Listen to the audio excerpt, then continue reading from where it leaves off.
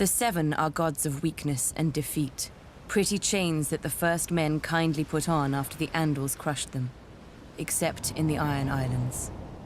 Since the Dawn Age, the Ironborn have followed the drowned god, who plucked fire from the sea and made us to reave and sack and carve our names in blood and song.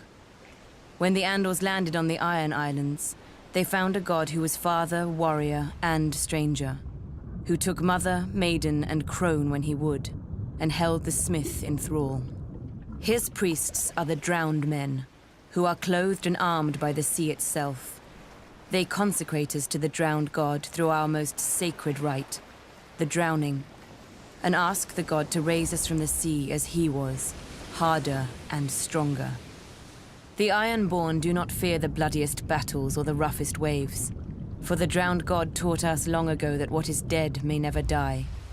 When an Ironborn falls, we say the drowned god needed a strong oarsman and took him below to feast in the god's watery halls, attended by mermaids. But even in death, an Ironborn is a warrior. We fight against the storm god, who holds a castle in the clouds and sends the winds to lure the Ironborn off course or wreck our ships. It's said my legendary ancestor, the Grey King, waged war upon the storm god for 1,000 years.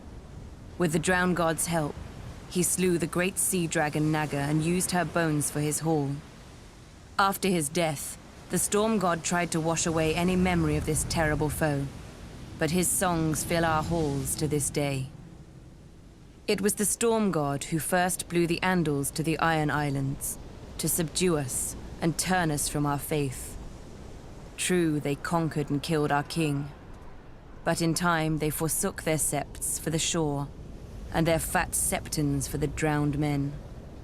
The Andals came to us as conquerors. In the end, they drowned. The Ironborn are of the sea, as our god made us, and given to it as our god taught us.